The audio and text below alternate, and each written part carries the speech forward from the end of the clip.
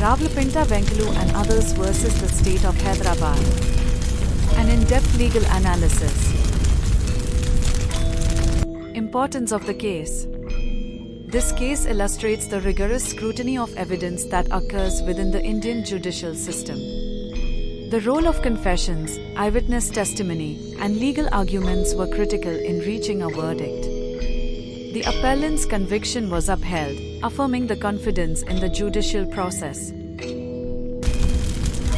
Incident overview. The two main accused, along with 3 others, conspired to murder the victim.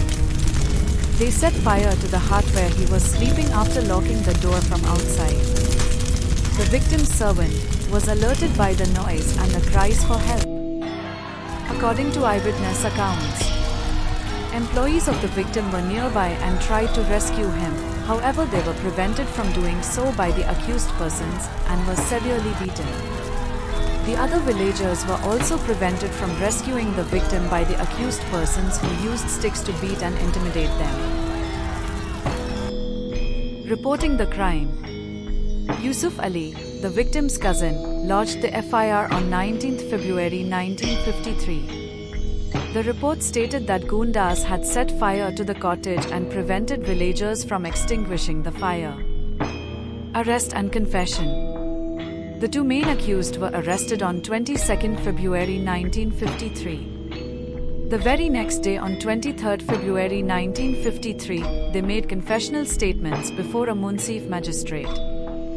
The prosecution claimed that the motive was rooted in a long-standing land dispute between the victim and the family of the second accused.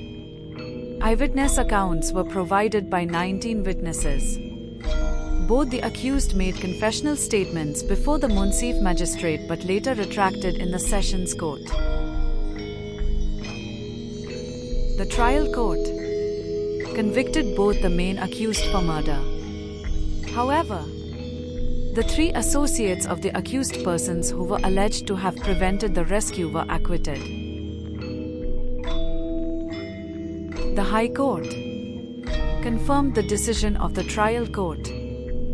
The convicted persons appealed to the Supreme Court.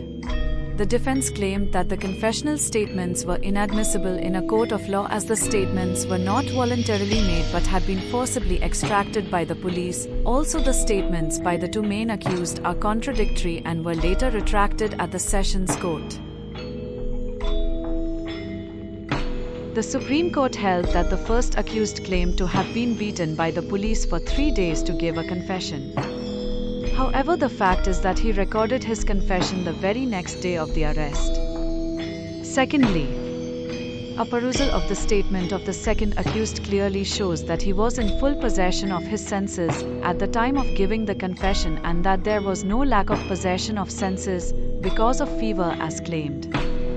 The confessions were not retracted until their examination by the Sessions judge. The defense claimed that no offense under Section 302 of the Indian Penal Code has been proved against them. The accused had only set fire to the cottage. And also that there was no charge under Section 302 of the Indian Penal Code, read along with Section 34 Indian Penal Code. The Supreme Court held that from the prosecution witness accounts it is clear that the accused had locked the door to prevent the victim from escaping and then set fire to the hut. They also prevented the victim's employees and other villagers from rescuing the victim. The accused also had enough notice that they were being charged with the offense of committing murder in pursuance of common intention. The omission of mentioning Section 34 of the Indian Penal Code in the charge is only of academic significance. The Supreme Court held, it is clear that both the accused lighted a match and set fire to the cottage and thwarted all attempts to rescue the victim. The evidence points to a preconcerted plan to murder the victim. The charge of murder is proved and they deserve the extreme penalty of law.